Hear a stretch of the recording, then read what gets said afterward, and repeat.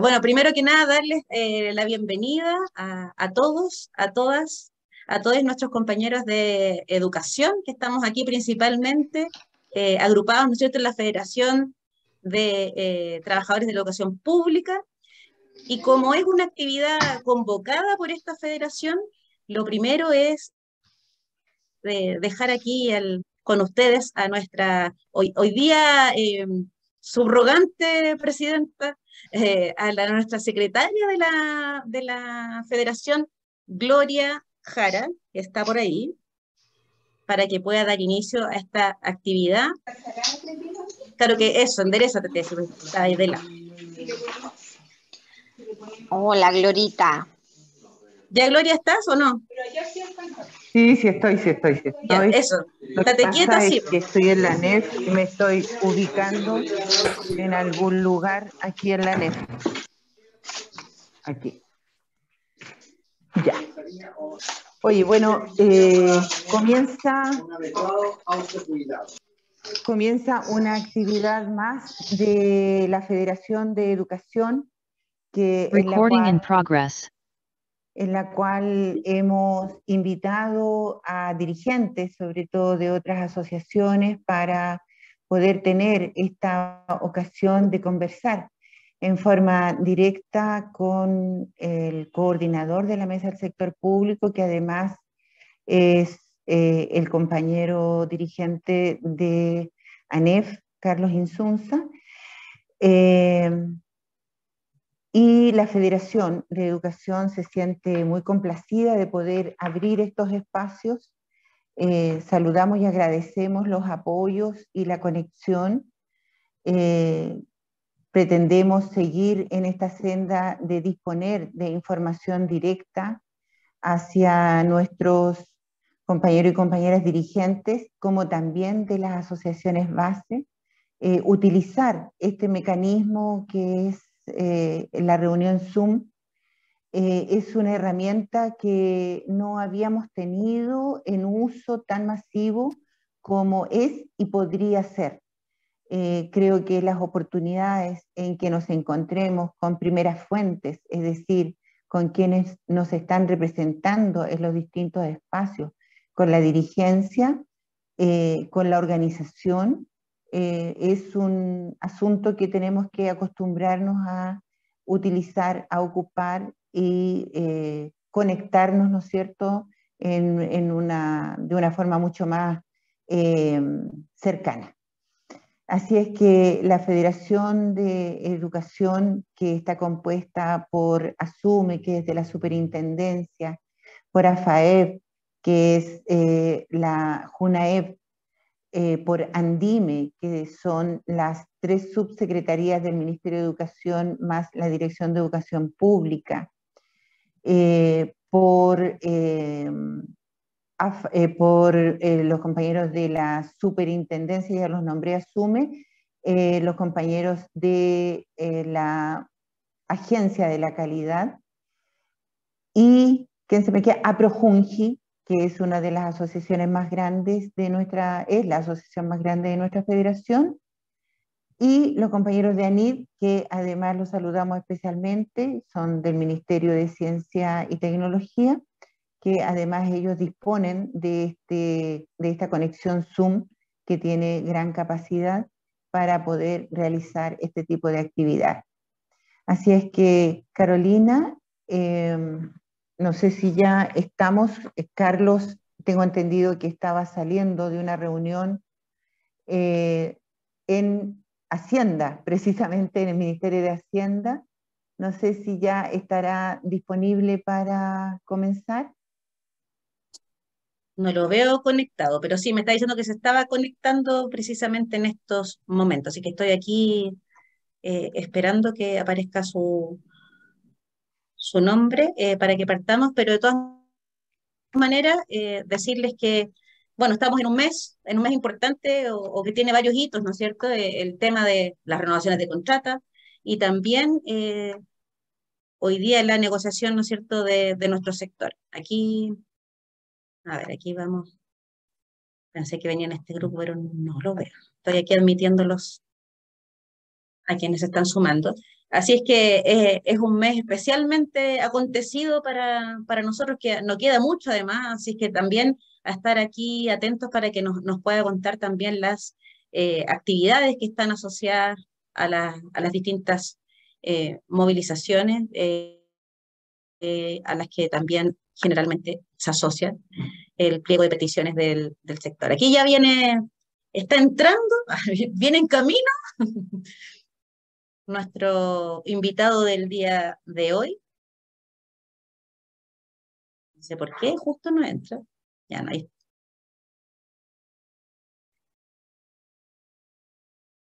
Como ustedes saben, bueno, Carlos Insunza es, supongo yo, por la mayoría de nosotros, sobre todo dirigentes, pero también funcionarios asociados y asociadas de las distintas asociaciones que formamos parte de la federación, y también algunos otros amigos, amigues que están aquí también conectados,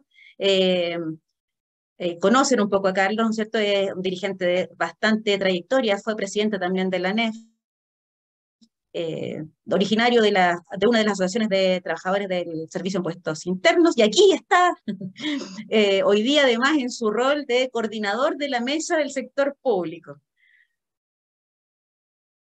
Al fin. Sí, hola Carolina, disculpen compañeras y compañeros el retraso, pero estos días son bien ajetreados, así que les pido excusas por los minutos de retraso. Ustedes dirán, Carolina. Ya estamos grabando, ¿verdad? Sí, Ya, yo recibí la alerta cuando ingresé. ya, perfecto. Sí. Bueno, así que estamos justo, llegaste para partir sin mayores presentaciones. Ya hizo Gloria de parte de la federación, le hemos dado la bienvenida ya a todos los que están conectados, y la idea es que podamos ya entrar en... No, ¿por qué están compartiendo pantalla? ¿Quién? Emma Gars. Voy a stop. Ahí sí. Vamos a partir. No sé si, Carlos, vienes con presentación o no. ¿Sí? Sí, voy a intentar compartir. Dame un segundo porque... Sí, si no, te digo, te voy a hacer aquí. Yo creo que... ¿Puedes?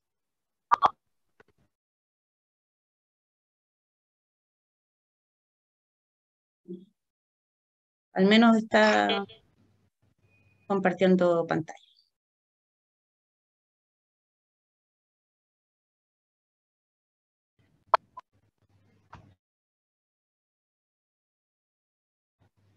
Carolina, ¿te escucho? Sí, no veo nada, no sé tú.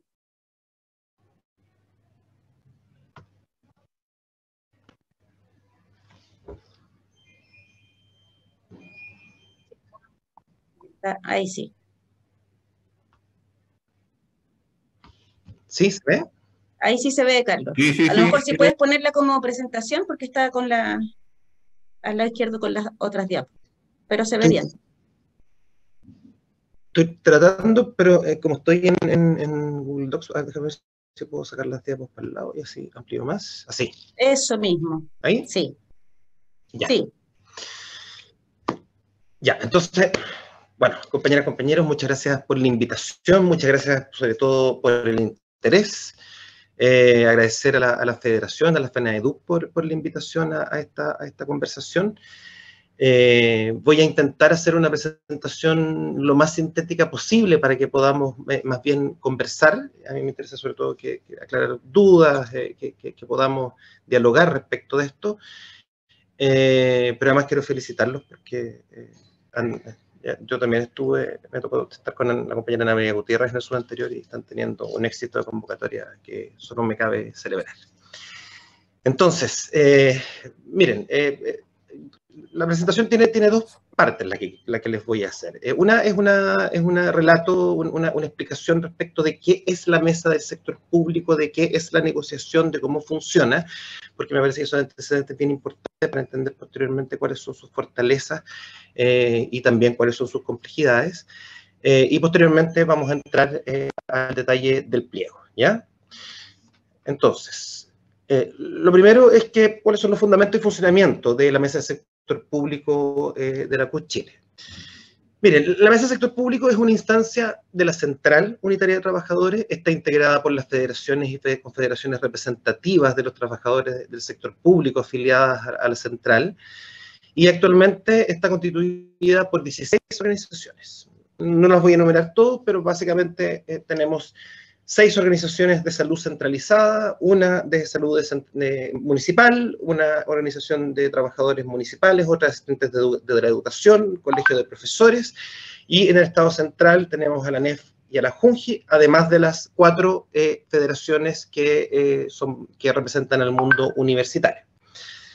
La Mesa del Sector Público es el ente titular de la negociación colectiva del sector público y esta se realiza, como todos sabemos, anualmente con el gobierno para negociar el pliego que se presenta también y no todo, pero sus principales resultados se vuelcan en la Ley de Reajuste General. ¿Cómo funciona la Mesa del Sector Público? La mesa está coordinada por la Central, es una mesa encabezada por el Ejecutivo de la Central, por el presidente de la Central, y el Consejo Directivo Nacional de la CUT elige de entre sus consejeros, de entre sus integrantes, al coordinador. Y en este caso, yo he sido durante este periodo, desde la última elección de la Central, el coordinador de la Mesa del Sector Público.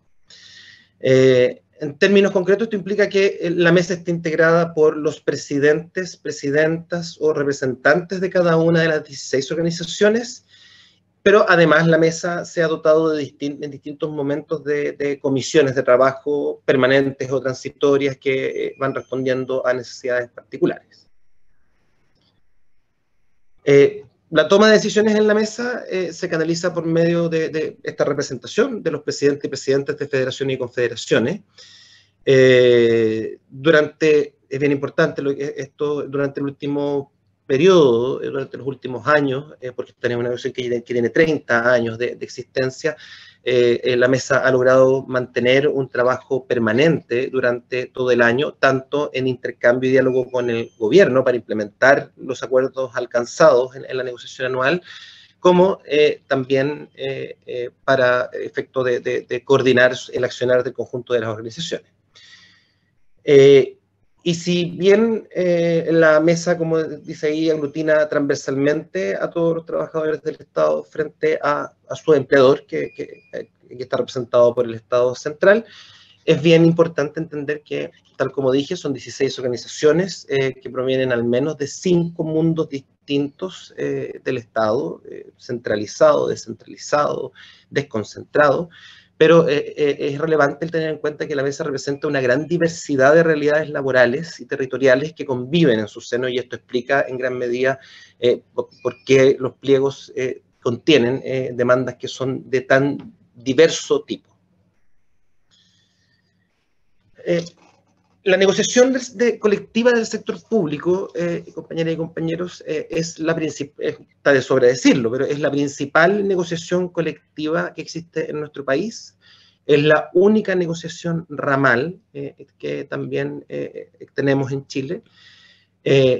Las 16 organizaciones integrantes de la mesa representan directamente hoy día a cerca de 400.000 trabajadores y trabajadores afiliados y afiliadas, pero también es importante tener en cuenta que la Ley de Reajuste General amplía sus beneficios a más de 1 millón de trabajadores y trabajadoras del Estado centralizado, descentralizado y concentrado, pero además a trabajadores que dependen indirectamente del Estado. Entonces, esos son los números que dan cuenta de la amplitud de esta negociación. Se trata además de una negociación que es una práctica. No está arreglada, no existe una ley de negociación colectiva del sector público ni nada parecido que la resguarde. Por el contrario, como todos sabemos, la negociación colectiva y la negociación ramal están constitucionalmente impedidas en el elemento todavía nos rige, pero ha sido declarada esta negociación como por parte de distintos gobiernos, pero por tanto por el Estado de Chile, como ante la OIT, como la principal forma de implementación de los convenios 87, 98 y particularmente el convenio 151, que es el que garantiza las condiciones de trabajo de los trabajadores del Estado. Todos convenios ratificados por nuestro país. La contraparte de la mesa es el gobierno central, representado por los ministros de Hacienda y Trabajo y Previsión Social, ministros y ministras, dependiendo de quién esté en el cargo, y sus acuerdos se materializan por la ley de reajuste, pero también, como decía, por la vía de otras legislaciones especiales, de actos administrativos y de gobierno, así como de prácticas de gestión, en materias de gestión pública y de desarrollo de personas. Se trata, por tanto, de una negociación que concentra demandas transversales de los funcionarios públicos en ámbitos salariales como de derechos laborales y también de derechos sociales.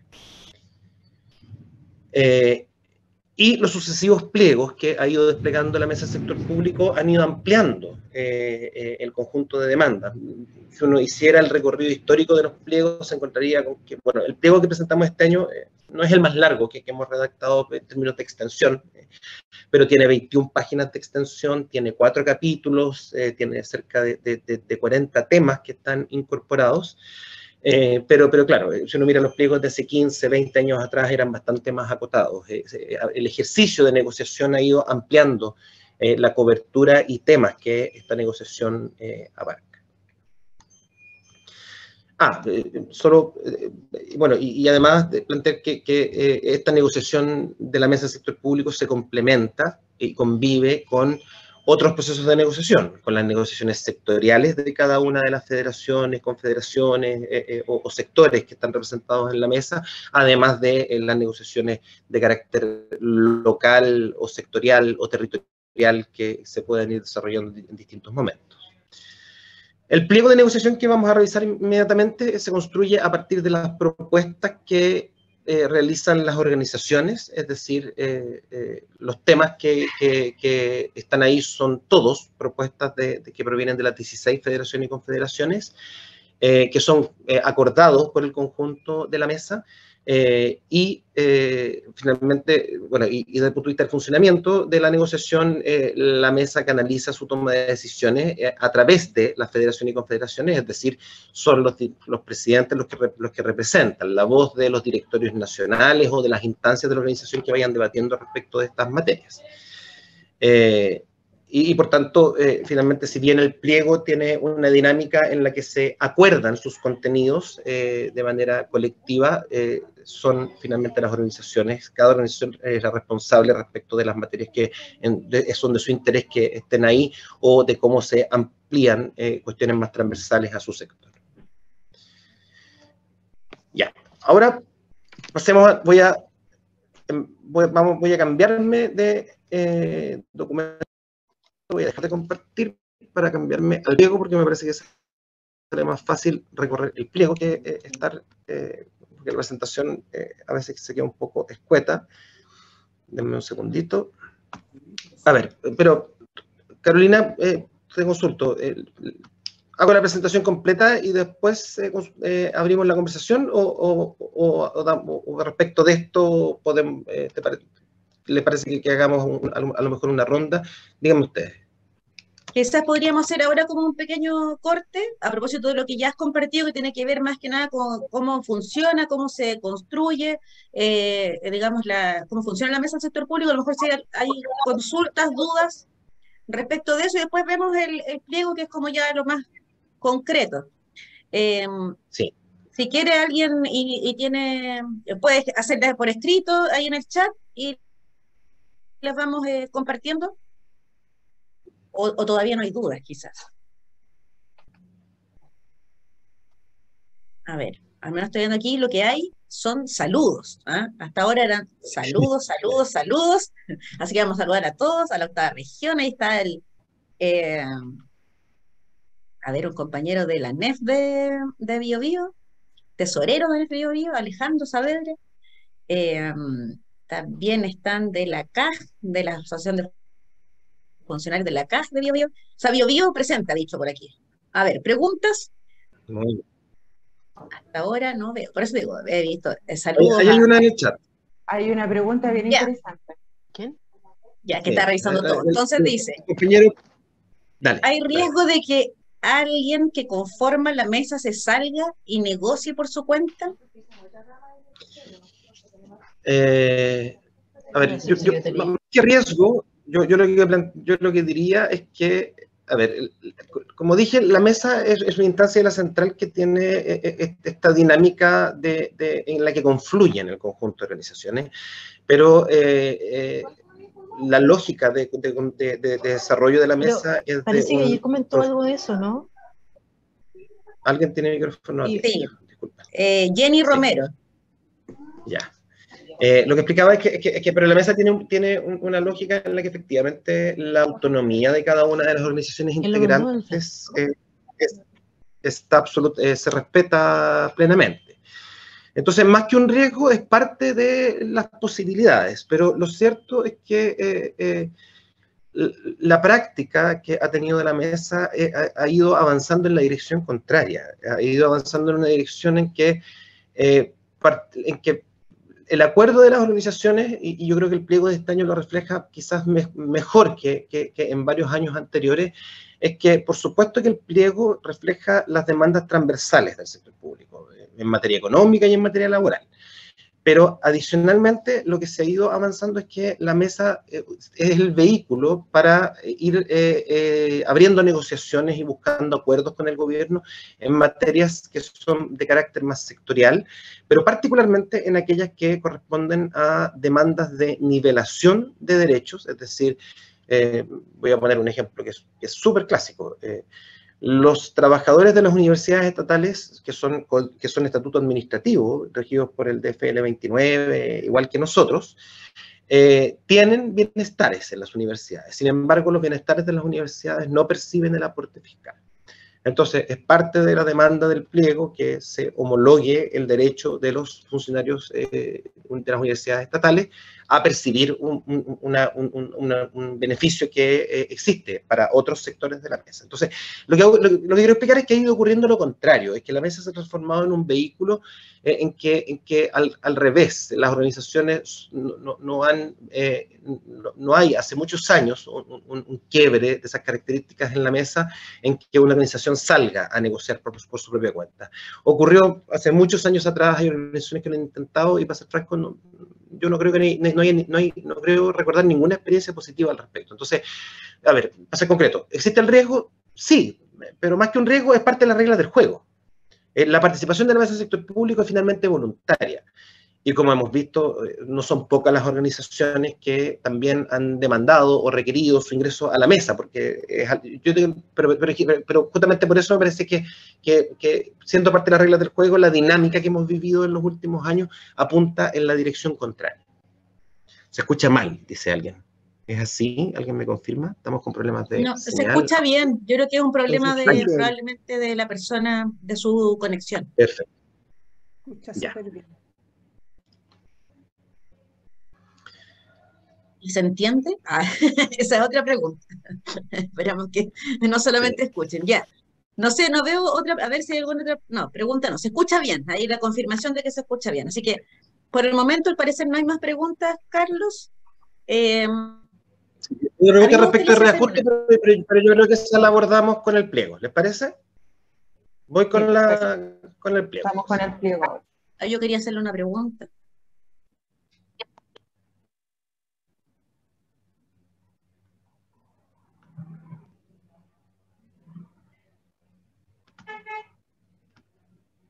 ¿Carola?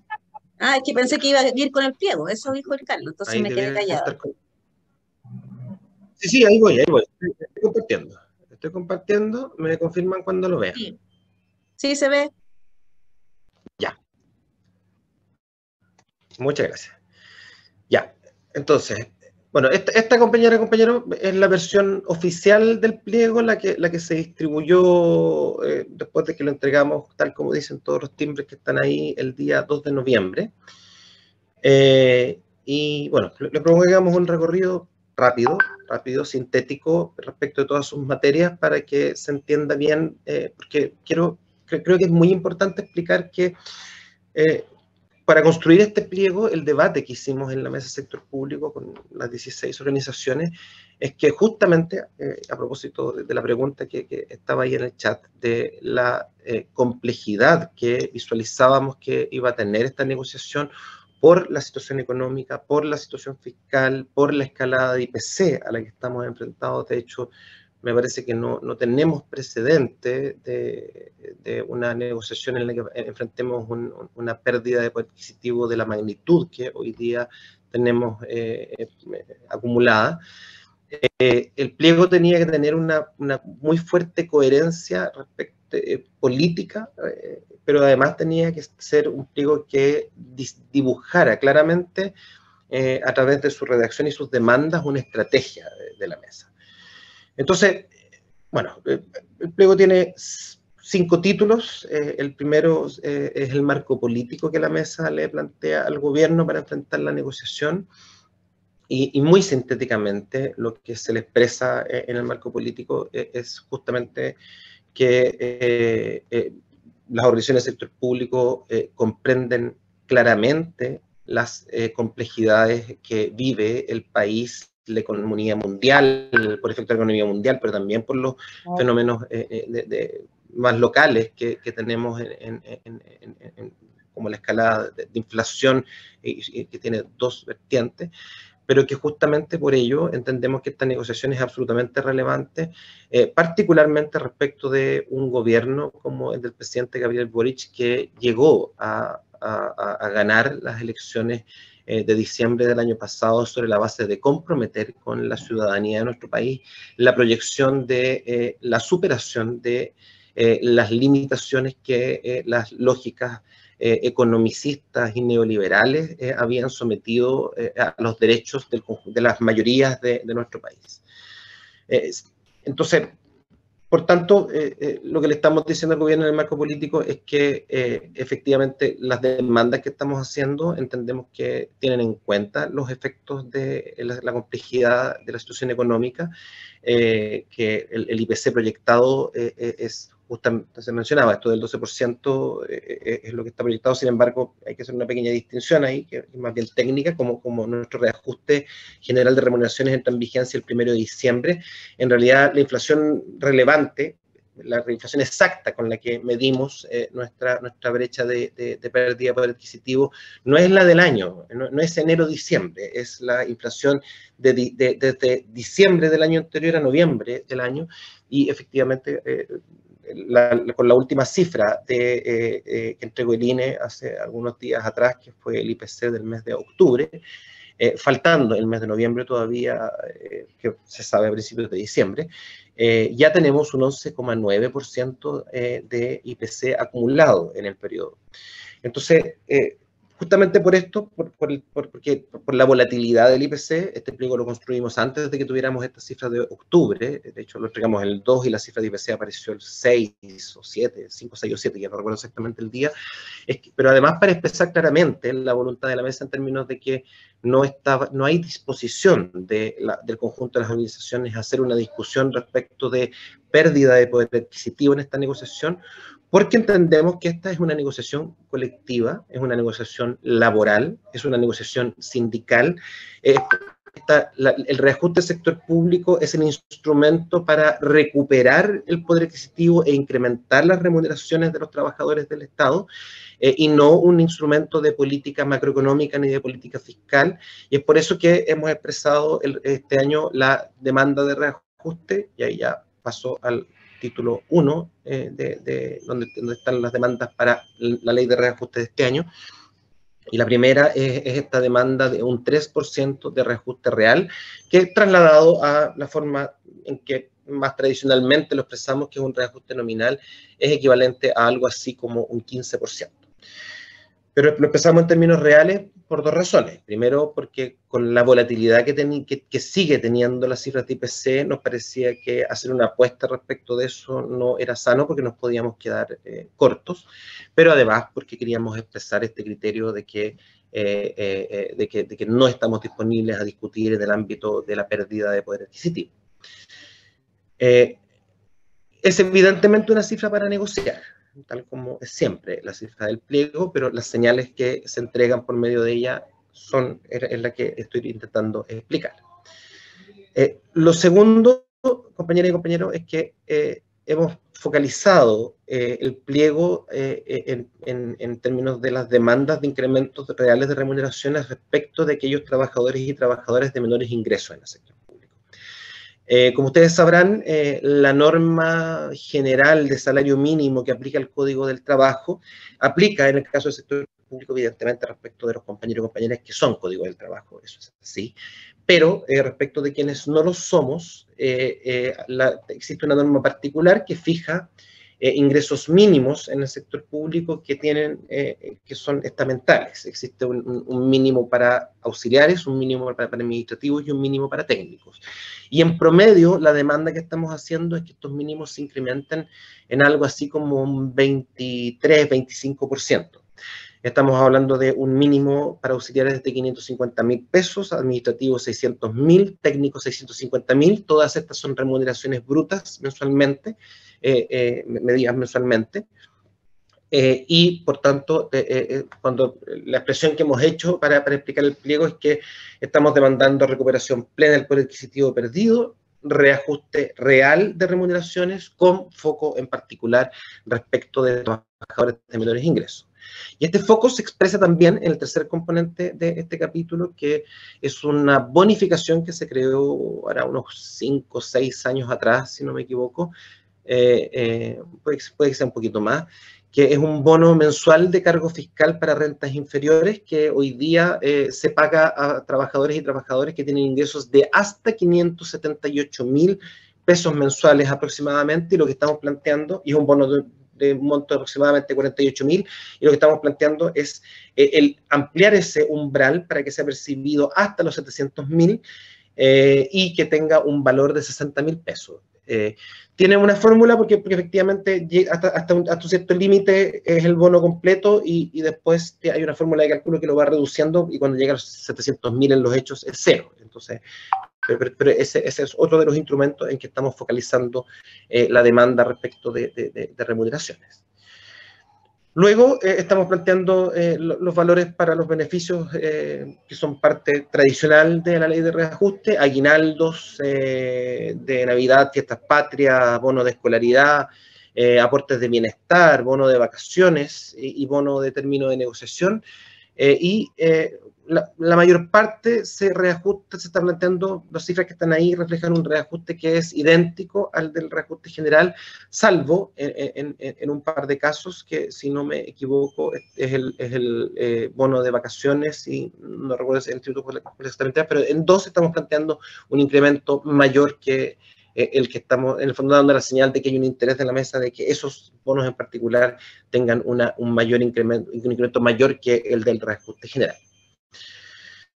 Después, como ustedes sabrán y podrán revisar, las leyes de reajuste, que hace 20, 25 años atrás eran leyes bastante compactas, en que básicamente estaban el reajuste general y los beneficios asociados tanto para el sector activo como pasivo, se han ido transformando en leyes misceláneas que contienen distintos tipos de normas, en que el Ejecutivo incluye cuestiones que quiere resolver de urgencia, en que también se han ido pero particularmente en el pliego nos estamos refiriendo a que existen en la ley de reajuste, al menos identificamos nosotros 16 normas que todos los años hacen la figura de otórgase por una sola vez, por ejemplo, el bono de Atacama.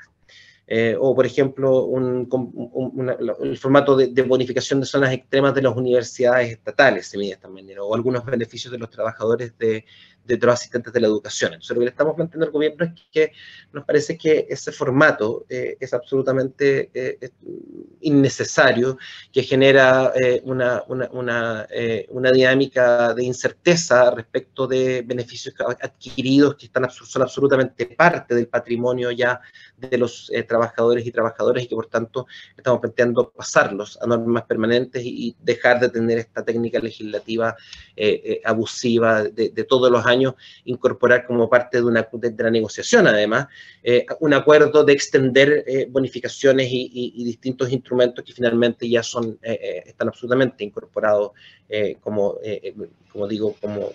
beneficios adquiridos. Estamos planteando particularmente, hay una demanda general del pliego que está al inicio que tiene que ver con la cobertura. Hay distintos instrumentos que no tienen plena cobertura respecto de todos los sectores. Hay, por ejemplo, en otros sectores, en la NEF, hay algunos trabajadores y trabajadoras que no son sujetos directos de reajuste general. En otros casos, algunos de los aguinaldos y bonos no les son imputables, pero en el caso de otras organizaciones, por ejemplo, las universidades estatales tampoco son sujetos de reajuste general. Entonces hay una demanda transversal de que la cobertura de todas las normas de la ley de reajuste sea plena para todos los trabajadores y trabajadoras que están representados. Pero además estamos haciendo particularmente una mención respecto de problemas de cobertura que tienen las normas de ingresos mínimos y del bono de menores ingresos para algunos sectores. Estamos planteando... Les recuerdo que estamos en el capítulo todavía de las demandas que estamos haciendo para esta ley de reajuste. Por tanto, estos son elementos que lo que aspiramos es que son cuestiones que han sido debatidas en otros años con el gobierno y aspiramos poder volcar la mayor parte de ellos como acuerdos, como posibles acuerdos de un acuerdo general en la negociación. Estamos planteando reformar la norma de salud incompatible. Hace algunos años lo hicimos, sin embargo, la redacción con la que eso quedó en los estatutos, porque no es solo el estatuto administrativo, esto tiene reflejo en el estatuto de la municipal, en el estatuto de salud municipal, en el estatuto docente. No quedó una redacción que resolviera el problema que buscábamos resolver, que era eliminar el componente de discrecionalidad respecto a los jefes de servicio respecto a esta materia. Entonces lo que buscamos en el fondo es que de la misma manera que la salud irrecuperable es un ente técnico y médico, que es el COMPIN, quien lo revisa y evalúa, que en el caso de la salud incompatible deje de ser un instrumento discrecional que hoy día además tiene que darse la vuelta al COMPIN para que declare salud recuperable para poder aplicarlo, sino que efectivamente también se ha medido de una forma técnica si es que así correspondiera. En el fondo estamos planteando la derogación de la facultad discrecional. Estamos planteando además, tal como el año pasado, alcanzamos un acuerdo que benefició o posibilitó que los mayores de 70 años, cumplidos el 31 de diciembre del 2021, pudieran postular de forma excepcional a los incentivos al retiro, a los que no postularon por la razón que sea, en el minuto en que cumplieron las edades máximas, la de 65 años. Estamos pidiendo que se reedite esa norma, pero que se haga a partir de los 65. Entendemos que la situación económica, la situación de pandemia, la situación de los fondos ha impedido que muchos compañeros y compañeras puedan optar a este beneficio y estamos buscando que se genere esa posibilidad también de forma transitoria y excepcional para este periodo. Y además, en el caso de las leyes de incentivo al retiro que tienen cupos, que no es el caso de la NEF, pero hay otras que lo tienen, estamos pidiendo cupos adicionales porque hay leyes que no alcanzan los cupos para el periodo que tienen algunas hasta el 2024 y otras hasta el 2025.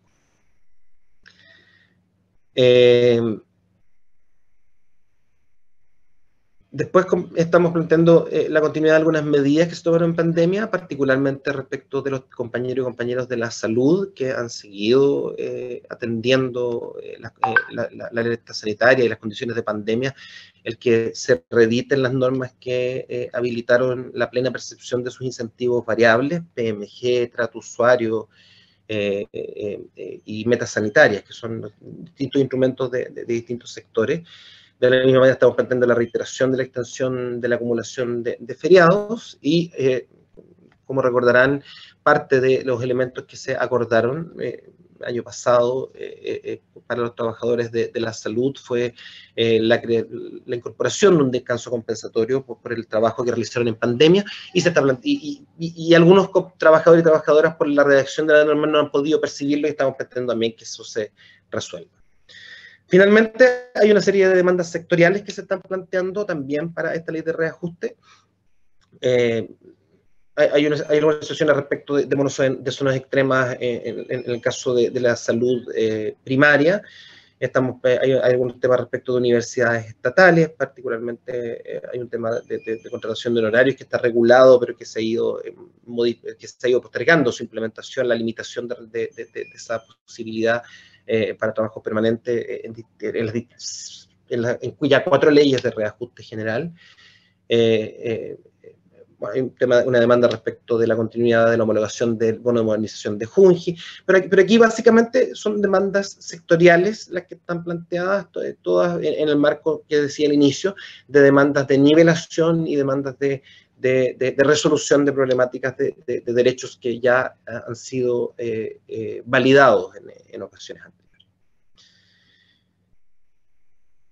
Entonces, esto, compañeros y compañeras, son el conjunto de elementos que están planteados para esta ley de reajuste y por lo tanto son las materias que vamos a discutir más rápido, vamos a buscar, acordar en función de que tengan su materialización en la ley de reajuste que se presenta a discusión al Congreso. Después hay una sección que proyecta tanto los compromisos adquiridos que fueron parte del protocolo de acuerdo del año 2021 como nuevas materias que se quieren incorporar. Si ustedes recuerdan el protocolo de acuerdo del año 2021, que permitió una ley de reajuste que recuperó de manera muy importante las pérdidas que habíamos sufrido el año anterior con la ley de reajuste del exministro Briones, pero tuvo además una serie de compromisos para desarrollar trabajo durante el periodo posterior respecto de materias laborales. De hecho, al alero de ese protocolo de acuerdos, desde el mes de junio a la fecha, se han instalado 11 mesas de trabajo que están cerrando su proceso en esta semana, que abordan materias transversales y algunas materias sectoriales. Las voy a enumerar a renglón seguido, así que para que las conozcan. Pero ahí ha habido un proceso de intercambio y de diálogo respecto de la implementación de ese protocolo de acuerdo.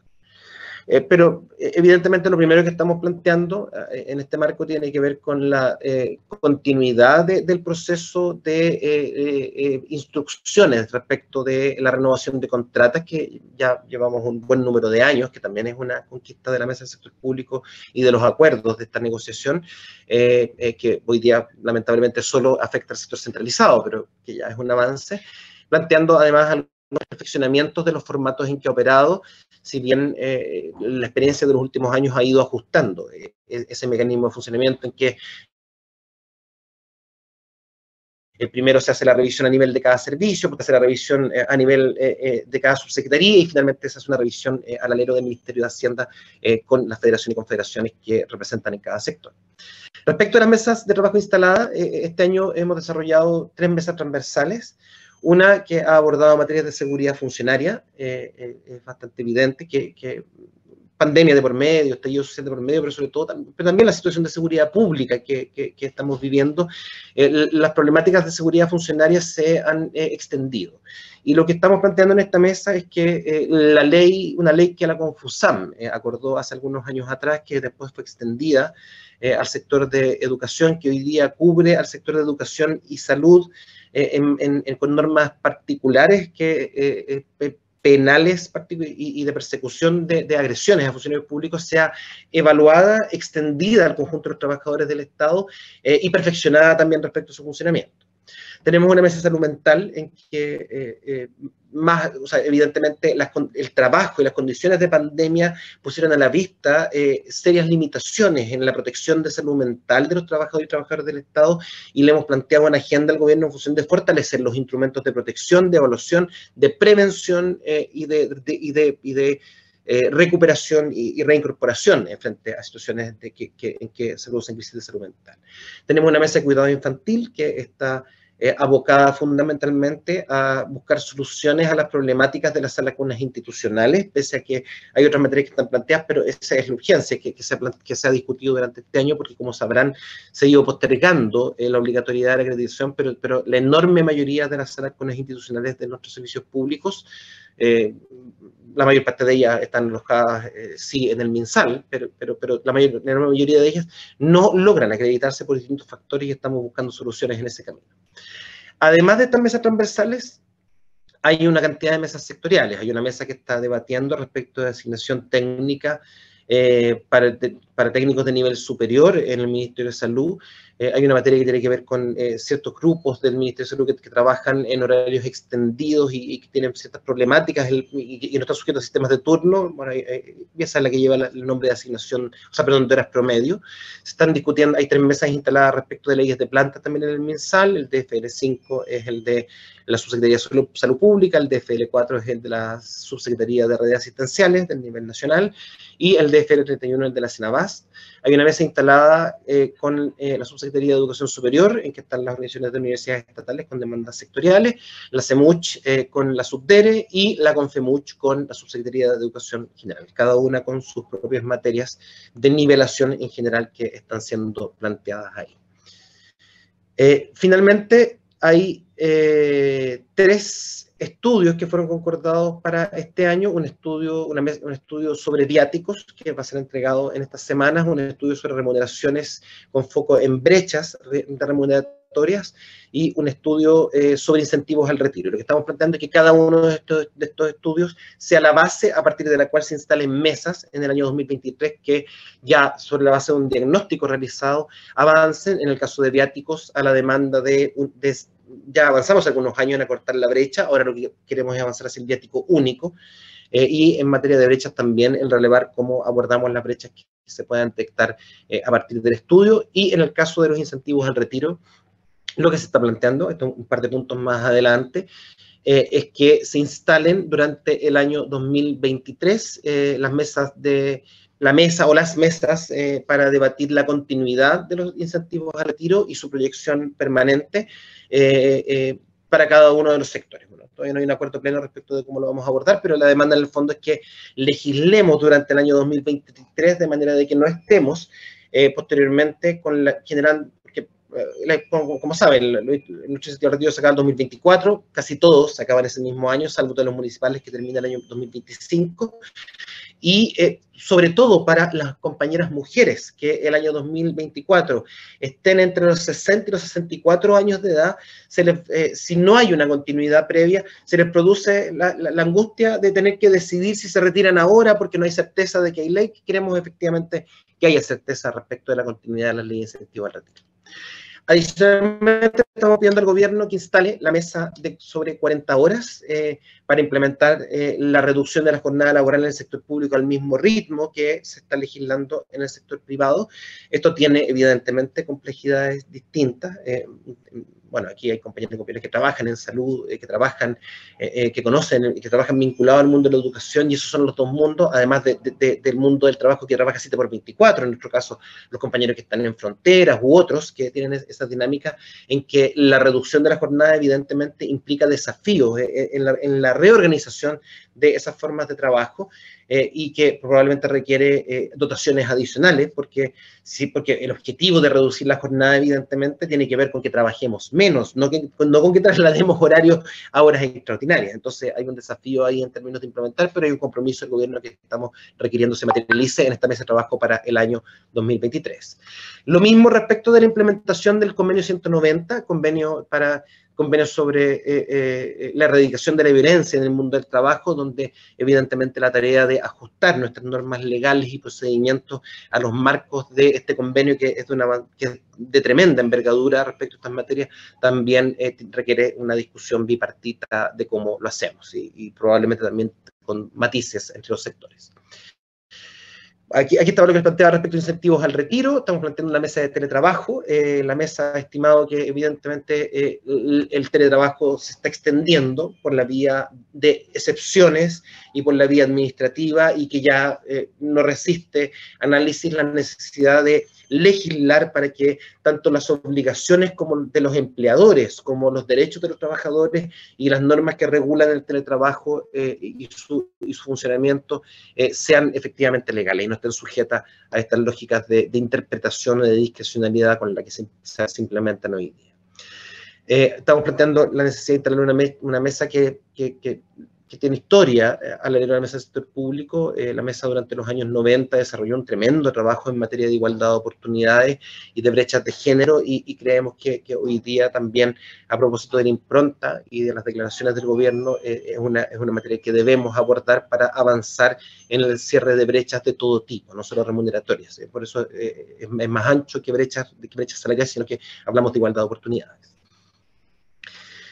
Se ha planteado también la necesidad de instalar una mesa para hacer una discusión respecto a los procesos sancionatorios. Hay una evaluación en las organizaciones de que nuestro antiguo proceso sumarial, único procedimiento inquisitorio que permanece en nuestra legislación, sigue teniendo las falencias que todos conocemos y las discrecionalidades que tiene, y que es tiempo de que hagamos una discusión para visualizar cómo avanzamos hacia garantizar el debido proceso y la equidad y justicia en estos procesos. Y finalmente, pues sí, está planteando la mesa de zonas extremas, donde hay una serie de materias que se han expresado desde las regiones, pero donde también tenemos que visualizar, está vinculado esto a la demanda de racionalizar y pasar a que sean permanentes distintas normas de la ley de reajuste, donde varias de ellas corresponden a temas de zonas. Y finalmente, finalmente, porque me falta uno, creo, me parece todavía, estamos planteando la incorporación de los trabajadores del Estado al seguro de cesantía. Ustedes sabrán, nosotros nunca hemos estado incluidos. La razón fundamental por la que no se nos incluyó fue una razón de costo fiscal. Sin embargo, entendemos que el avance hacia la universalización de los instrumentos de protección social, independientemente de quién sea el empleador, es una necesidad. Y esta es una demanda que la mesa ha expresado reiteradamente, y estamos planteando una mesa de trabajo para evaluar sus impactos, pero también buscar alternativas para nuestra incorporación.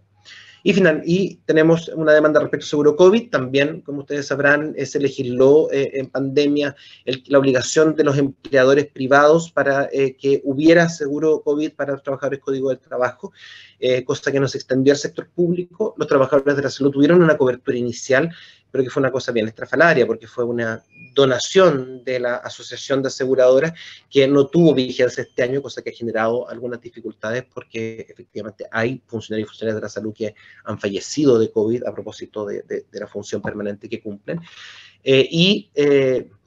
Por tanto, estamos planteando que también debe haber una extensión de las mismas normas que rigen para el conjunto de los trabajadores del Código del Trabajo. Estamos planteando una mesa de regularización de honorarios y reemplazos. Esto es una mesa que tiene historia. Hemos avanzado importantemente durante los últimos años, pero lo cierto es que la pandemia nos ha jugado muy fuertemente en contra.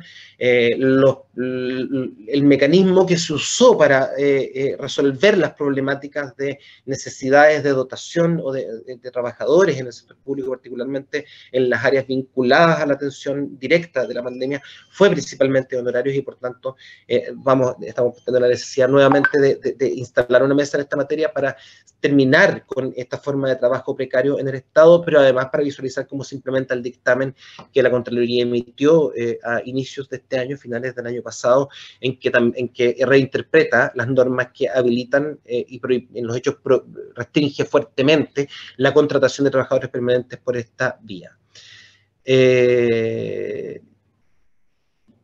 Hay una mesa que también se está demandando para evaluar la situación de los trabajadores de salud que no dependen del MinSal. Ahí, en el caso nuestro de la ANEF, estamos incorporando a los trabajadores y trabajadoras de los hospitales institucionales, de las Fuerzas Armadas, de Capredena y de DIPRECA, que por muchos años han planteado distintas demandas de nivelación que debieran volcarse a través de este espacio de discusión. Y finalmente hay un par de demandas sectoriales, las dos me parece que son de salud pública, del MinSal, sí. Y finalmente el pliego cierra con una demanda más general. Como ustedes recordarán, el gobierno del presidente Boric reconstituyó el Consejo Asesor Presidencial de Modernización del Estado hace algunos meses atrás, anunciando que va a desarrollar una agenda de modernización, y lo que le estamos demandando al gobierno es que esa agenda requiere un espacio de diálogo permanente con las organizaciones, con la mesa del sector público en su conjunto, Y estamos enfatizando respecto de dos materias en particular, los temas de libertad sindical, que por muchos años hemos reivindicado, el que las normas que restringen y limitan la libertad sindical en el Estado sean derogadas para dar además cuenta de los convenios internacionales suscritos por nuestro país, pero además estamos planteando demandas en materia de carrera funcionaria, lo que evidentemente tiene distintas variaciones, porque como les recordaba al inicio, la mesa está integrada por trabajadores de muy distintos sectores y con realidades laborales bastante diferenciadas. Eso, compañeras y compañeros, con eso hemos hecho el recorrido del conjunto del pliego, pero solo para cerrar quiero volver al inicio. Si se fijan, este es un pliego que en términos de su intencionalidad lo que busca es es entregar claramente 2 o 3 mensajes. Primero, que esta es una negociación colectiva, es una negociación laboral. Aquí nosotros no estamos para discutir respecto de la estabilidad de las finanzas públicas, respecto de la macroeconomía, si bien son datos que tenemos en cuenta, pero le hemos dicho claramente al gobierno que el reajuste general del sector público, a diferencia de la tasa monetaria que fija el Banco Central, del presupuesto de la nación que se está discutiendo no sin dificultades hoy día en el Congreso, no son instrumentos de regulación de política fiscal ni macroeconómica. Aquí estamos hablando de los salarios de los trabajadores y trabajadoras del sector público que se han visto fuertemente golpeados por la escalada de IPC. Y por tanto, nuestro piso y nuestra conversación inicia con la plena recuperación del poder adquisitivo perdido, pero además, como decía, con demandas de incremento real de remuneraciones con foco en los trabajadores de menores ingresos. Pero lo segundo que estamos construyendo es que esta es la primera negociación que tenemos con el gobierno del presidente Boric. Entonces, lo que estamos proyectando es una agenda para los próximos 3 años que nos permita ir abriendo diálogo y negociación respecto de materias más estructurales en el ámbito del empleo. Ustedes entenderán que la negociación del reajuste, claro, aunque lo instalemos un poquito antes, aunque entreguemos un pliego, ahora lo entregamos como ustedes vieron el 2 de noviembre, pero aunque lo entregáramos en octubre, un mes, aunque fuera un mes no es un plazo en que se puedan discutir materias estructurales, ni brechas salariales, ni realidades laborales, ni las complejidades de los distintos sectores. Y por eso que hemos planteado esta lógica de agenda de mediano y largo plazo, que además esperamos que respecto de las 11 mesas de trabajo que ya se han venido desarrollando durante este periodo, tenga avances concretos como parte de esta negociación. Eso es, compañeras y compañeros, y Carolina, todo tuyo para que abramos la conversación. Yeah. ¿Me escuchas ahí o no? ¿Sí? Ya. Mira, vamos a partir aquí, hay una pregunta hace un rato aquí en el chat. Dice, el pliego fue entregado hace ya 2 semanas. ¿Cuándo deberíamos tener la primera respuesta de Hacienda? Y si se estima o conoce, ¿cuánto podría ser en porcentaje? Porque a partir de esta se negociará. Sí. Sí, a ver, el día de ayer nosotros tuvimos la primera reunión de instalación el 2 de noviembre, tuvimos la primera reunión de instalación con los ministros, fijamos un cronograma de rango general, el que fue cerrado y ratificado en una reunión que tuvimos anteayer con el gobierno, y que fue informado en el comunicado número 3 de la Mesa del Sector Público que circuló ayer. Así que, pero bien en concreto, lo que concordamos es que durante esta semana y el inicio de la próxima estamos cerrando las 11 mesas de trabajo que funcionaron este año. Cada una de ellas está cerrando con sus protocolos y actas de acuerdo. Además vamos a desarrollar algunas reuniones con los equipos técnicos del gobierno. Disculpen, con los equipos técnicos del gobierno. En función de abordar y de obtener respuesta respecto de la agenda de proyección. Y está concordado el acuerdo de la agenda, es que el viernes 25 tenemos la reunión con los ministros en que ya vamos a abordar, despejado todo lo demás del pliego, esperamos, vamos a abordar el conjunto de materias económicas y aquellas que están vinculadas a la ley de reajuste general. Y el horizonte que se ha fijado para este proceso de negociación está en el rango del 2 de diciembre, porque efectivamente se requiere un proceso legislativo que, atendiendo a cómo se está moviendo el Congreso Nacional, uno no tiene por qué suponer que va a ser fácil pero evidentemente también, pero más allá de eso, se requiere un tiempo. Entonces, esos son los horizontes. Nuestro horizonte es que en esta semana que está cursando ya hemos tenido 3, 4 reuniones de distintas materias. La próxima vamos a tener 5 o 6 más para cerrar el conjunto de materias que les expuse, y el viernes 25 es la fecha en que iniciamos la negociación probablemente económica. Proyecciones de cifras. Bueno, yo tengo la mejor, o sea, todos sabemos que esta va a ser una negociación compleja, sin lugar a dudas, pero yo creo, y esperamos, creo yo, todos los integrantes de la mesa, que el gobierno haya comprendido claramente que es que la mesa no está disponible a desarrollar una negociación que se mueva en el ámbito de la pérdida del poder adquisitivo. Y por tanto, me parece que de la respuesta inicial del gobierno, que probablemente se va a hacer, o sea, no probablemente, que va a ser en voz del ministro Marcel, pero es la respuesta del gobierno, vamos a tener alguna claridad respecto de cómo se afecta. Si transitamos rápidamente a cifras que están por sobre la plena recuperación del poder adquisitivo perdido, vamos a tener una negociación en que, más allá de las diferencias que se produzcan, podrá tener una perspectiva y una búsqueda de un acuerdo general. Si no, evidentemente, la mesa ya tiene un plan de movilización que también fue comunicado en el día de ayer y que hoy día estuvimos afinando en la reunión que hubo de la mesa del sector público, en función de proyectar tanto los escenarios más auspiciosos como los escenarios más complejos que pudiéramos tener por delante. Gracias, Carlos. Aquí tenemos otra pregunta de Romina Guzmán, que sale un poco, va a una cuestión mucho más específica que tiene que ver con la posibilidad de mantener el teletrabajo. Dice, tengo una duda sobre qué pasará con los funcionarios que tenemos niños pequeños y que queremos continuar con teletrabajo dada la alerta sanitaria por viruela del mono. Sí, bueno, en eso no hay una demanda específica en el pliego, como expliqué. Yo entiendo que ahí lo que está cursando más bien es una materia en la que la mesa no, lamentablemente, pese a que lo requerimos hace algunos meses atrás, no tuvo una instancia de negociación ni de diálogo con el Ministerio de Hacienda. La dirección de presupuesto entiendo que está en la etapa final, en este minuto, de cerrar el requerimiento que él hizo al conjunto de los servicios públicos respecto de la implementación de pilotos es una forma ya de decirlo, porque estamos hablando casi de una importante universalización, o acotada todavía, pero universalización en términos de los servicios de teletrabajo. Y que por esa vía, efectivamente, es por donde se ha estado volcando esas inquietudes.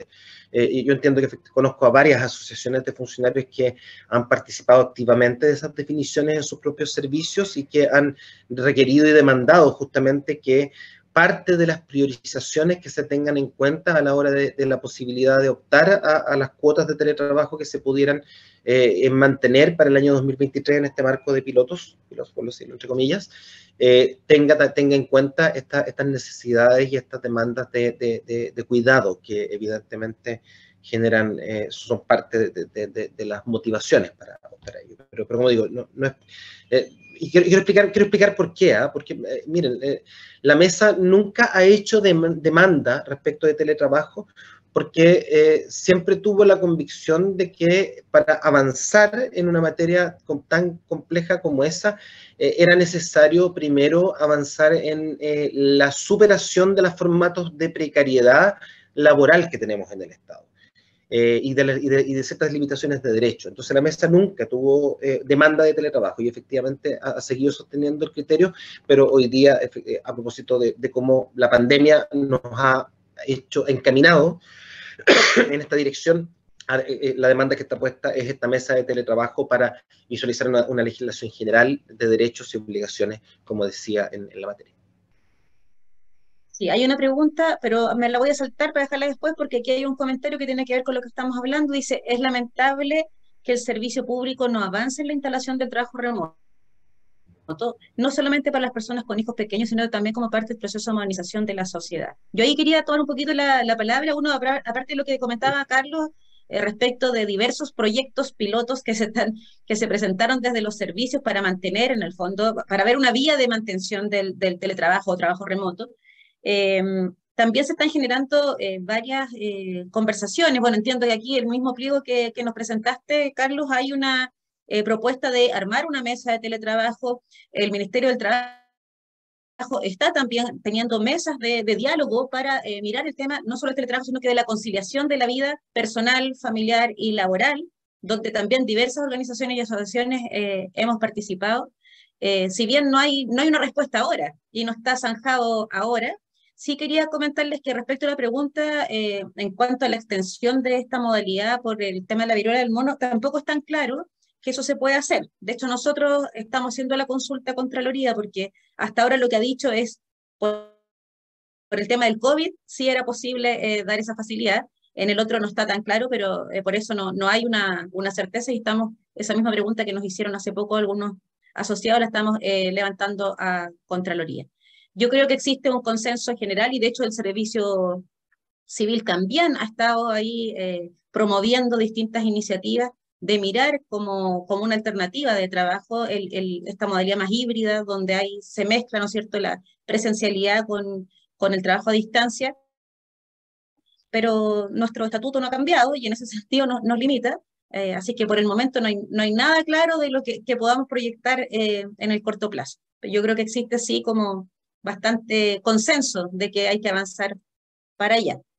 Eso. Y vuelvo al...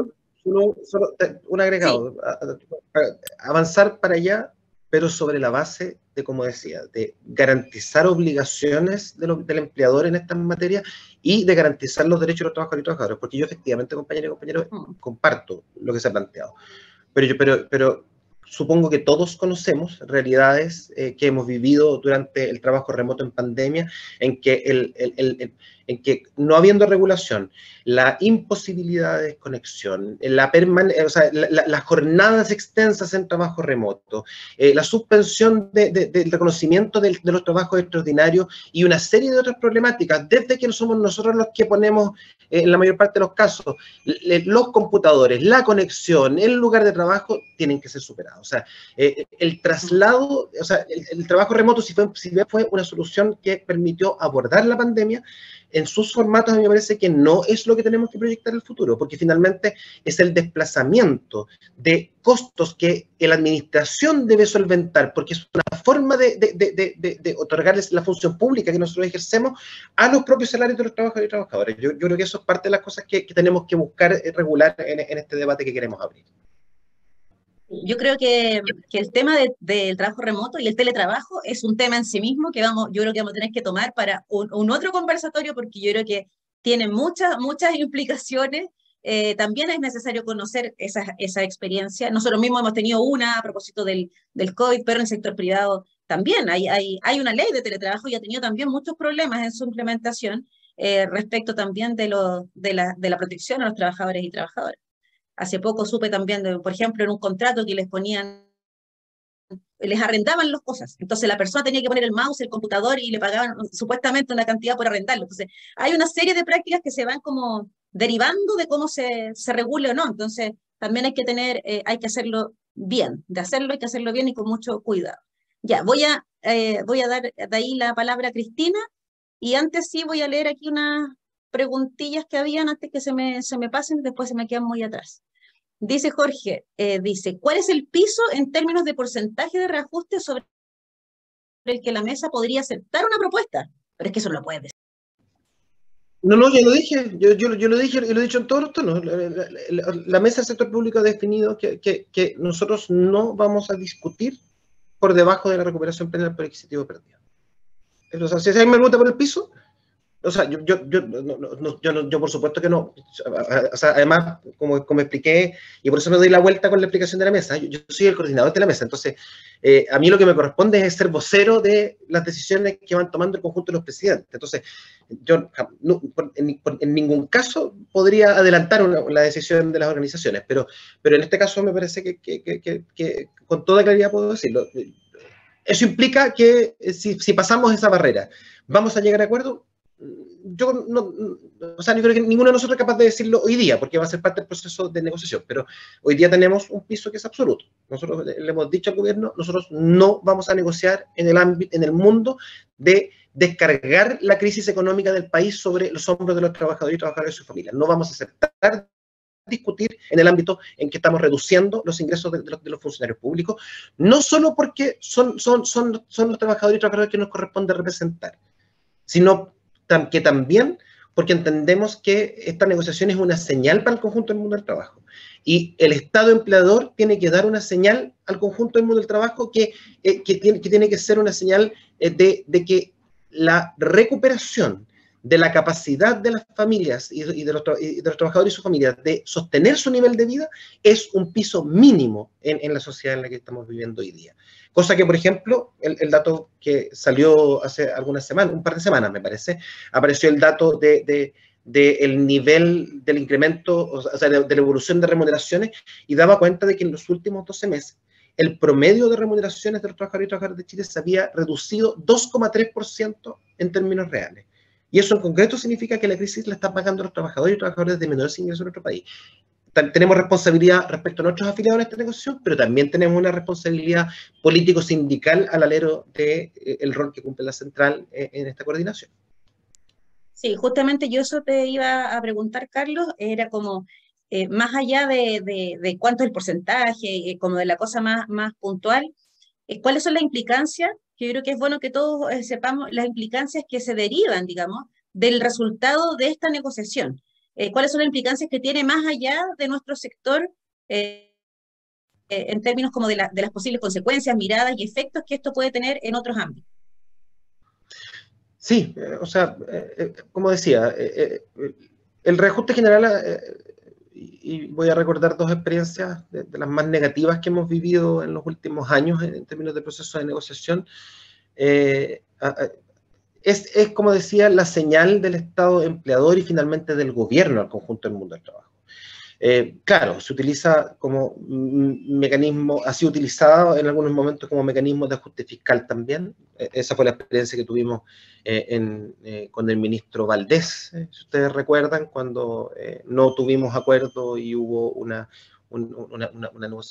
ley de reajuste que efectivamente tuvo una implicancia de reducción de poder adquisitivo en algunos segmentos, a propósito de que esa vez se implementó una especie de escalonamiento bastante alambicado.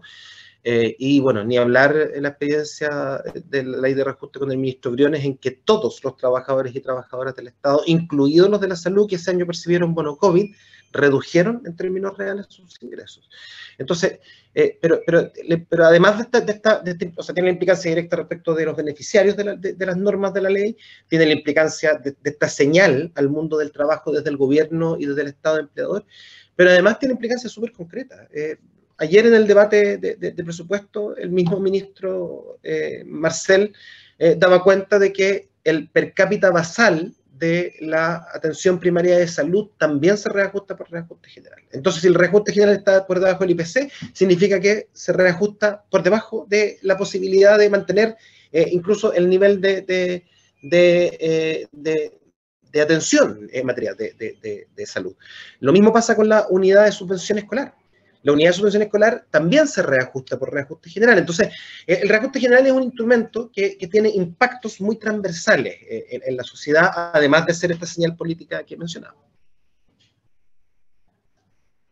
Gracias, Carlos. Yo le voy a pedir disculpas, pero hay varias preguntas ahí, y bueno, y comentarios también, que ahí en realidad los invito más a que los leamos, pero hay dos manos levantadas y como ya se está yendo gente, y ya son más, llevamos harto rato, llevamos más de una hora, vamos a darle la palabra a ellos dos que han estado pacientemente levantando la manito, que deben tener cansada, a Cristina y luego a Maya. Así que, Cristina, tienes la palabra.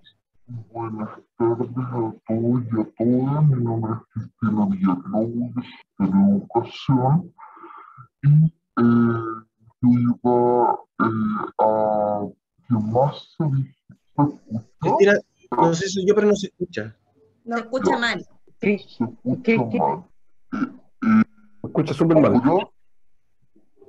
Cristina, y si bajas la cámara y dejas el audio, porque me da la impresión de que tienes un problema de señal.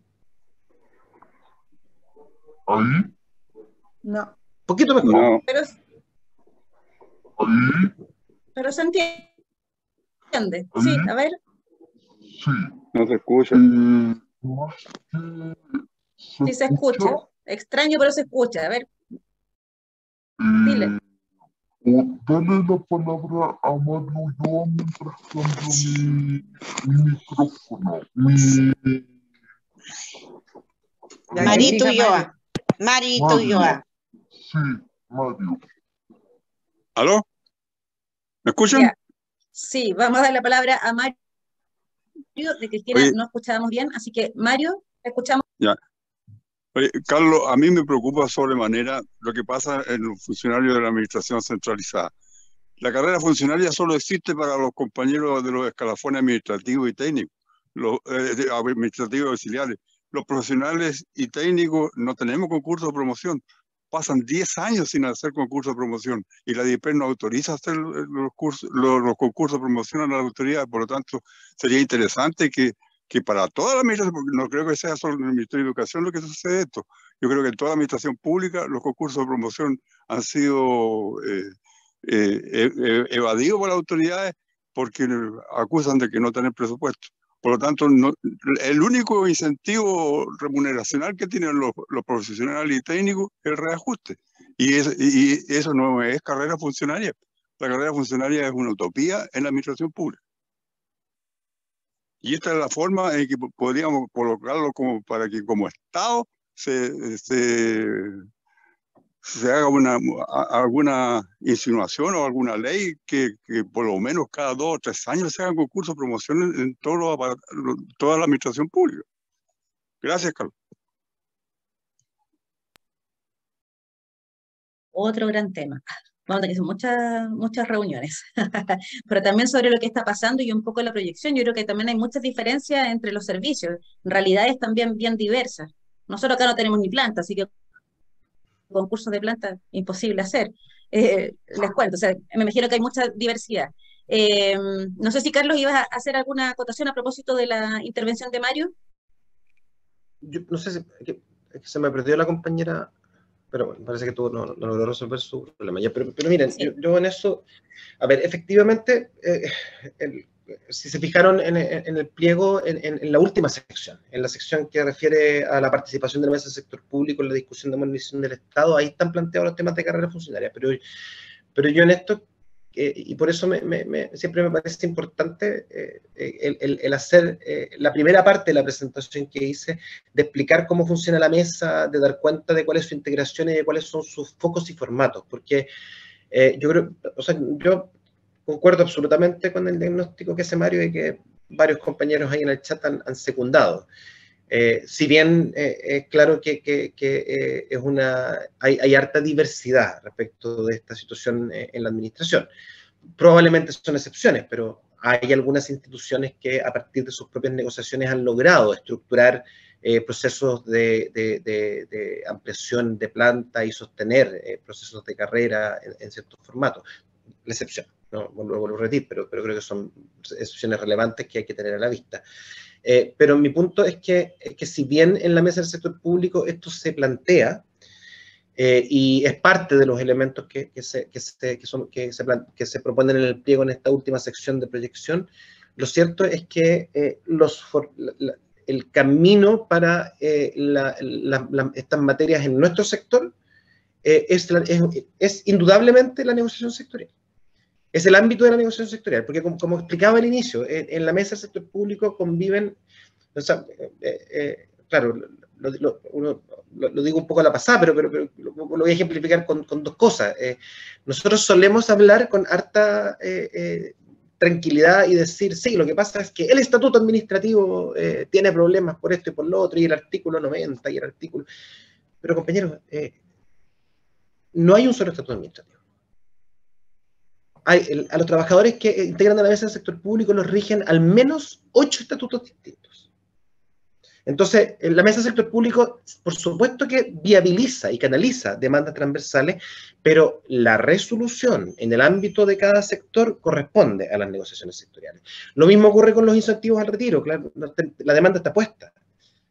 pero hoy día hay 7 incentivos al retiro que cubren al conjunto de los trabajadores y trabajadoras que son parte de la mesa, y son leyes muy distintas las unas de las otras. Aquellos que las hayan podido revisar sabrán de lo que les estoy hablando.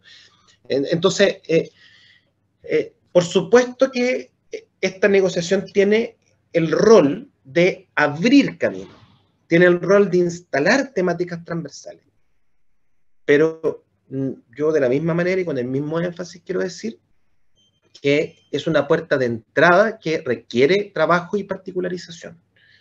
Entonces, claro, yo les mencionaba estas 11 mesas de trabajo, las 3 transversales, pero donde hay 8 de carácter sectorial, pero además, para contarles, o sea, hoy día los profesores tienen mesa instalada con el Ministerio de Educación, los asistentes de la educación tienen 3 mesas instaladas con el Ministerio de Educación, los municipales tienen 2 mesas instaladas con la Subdere, que es su principal interlocutor a nivel del Estado Central.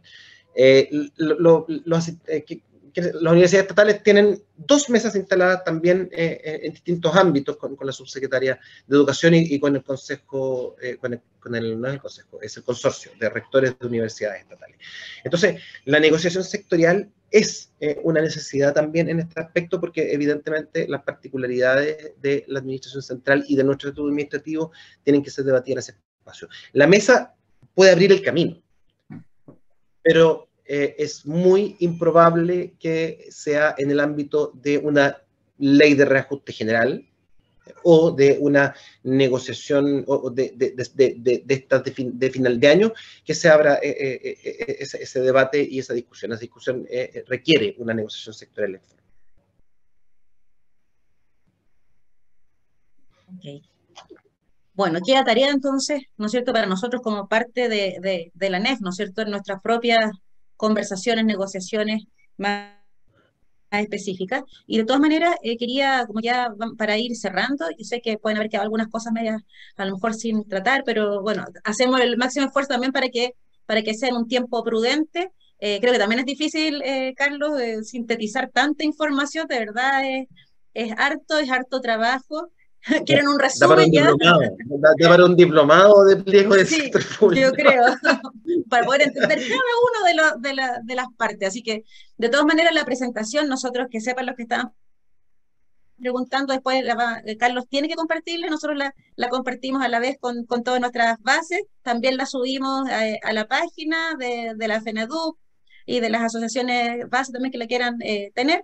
Así es que, y esperamos que la grabación poder tenerla y poder también subirla para los que no hayan podido estar. Así es que ahí, no sé si le quiero decir a Gloria si está por ahí, pero desde ya darles las gracias a todos, todas, todes, dirigentes, trabajadores, trabajadoras, tanto de educación como de otros sectores también que han estado hoy día, y especialmente también a ti, Carlos, que también has tenido la voluntad y la dedicación para darnos este rato. Sé que son días también bien movidos y que no es fácil de repente poder, o sea, tuvimos suerte de que no pasó nada y que pudiste estar, así que darte las gracias también por haber estado aquí con nosotros.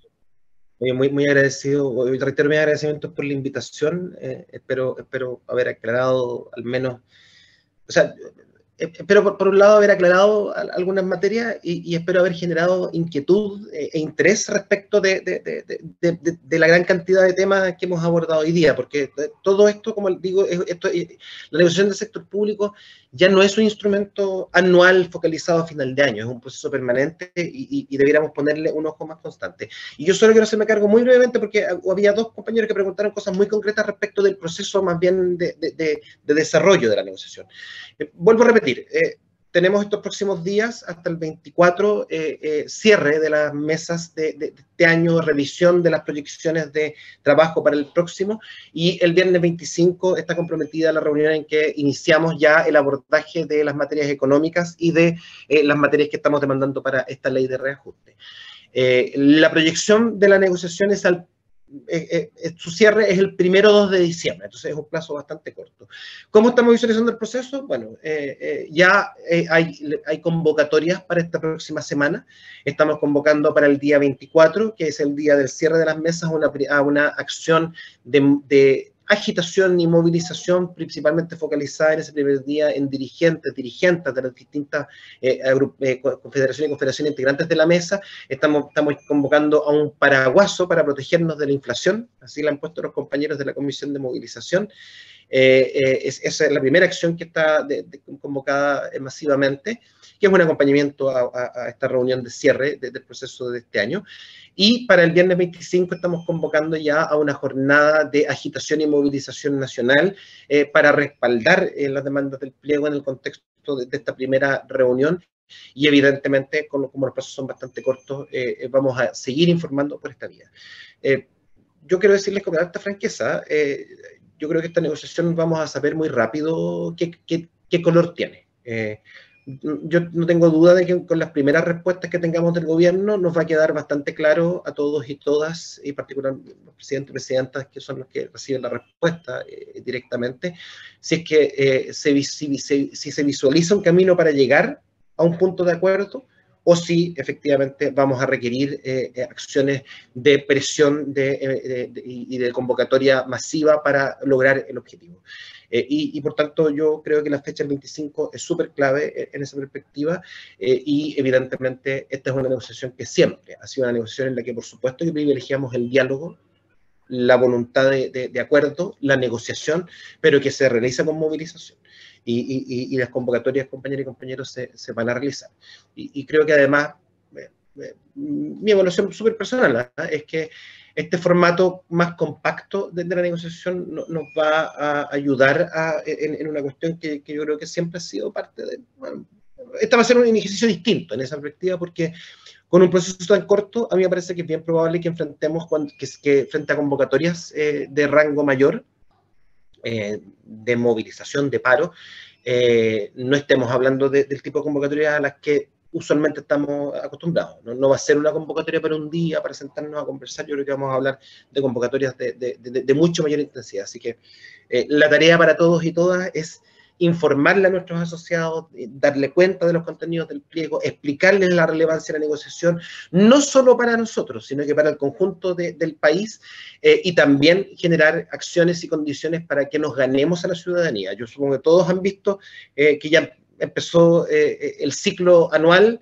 de los reportajes de la ineficiencia del sector público y de que estamos pidiendo demasiado y que somos los que nunca, los privilegiados en esta sociedad, y cuando nosotros sabemos que efectivamente, además en contexto de pandemia, si hay un mito que cayó completamente, es el mito neoliberal respecto de la ineficiencia del Estado. Si no hubiera sido por los trabajadores del sector público, los de la salud, por supuesto, pero no solo ellos, todos y todas los que mantuvimos a este país funcionando, los costos que se pagó respecto de la pandemia hubieran sido infinitamente mayores, y ese es un activo que tenemos que seguir agitando y movilizando en nuestra llegada a la ciudadanía y a nuestros usuarios en cada uno de los servicios públicos en los que cumplimos labores. Así que muchas gracias, compañeras, compañeros, compañeres. Un gusto estar con ustedes. Gloria, y ya ahí nos despedimos, pero oye, y prendan las cámaras, porque siempre hacemos una foto final de los valientes y los y las valientes que se quedan hasta el final, así que eso, una fotito. Sí, que si no se ven puros cuadros negros. Y a preparar los paraguas para el próximo jueves. Ojalá la movilización no sea solo acá en Santiago, y no seamos pocos los dirigentes que estemos ahí, sino que estemos representando esta complejidad en colores de paraguas de distintos colores contra la inflación. Ya, chiquillos, ahí pueden también sacar sus propias fotos, y les mandamos desde acá un abrazo, salud, que nos vaya bien en esta negociación, pero que nos vaya bien también en todo lo que venga el otro año. Así que un abrazo, cariños para todos y todas, y nos vemos prontamente en otro conversatorio, porque les debemos la segunda parte de pensiones, así que también que sepan que eso ya se va a venir. Así que un abrazo, muchas gracias. Muchas gracias, Carlos, como siempre, Carlos y Susa, como siempre, disponible. Muchas gracias, compañeros. Gracias, muchas gracias. Chao, chao. Chao, chao.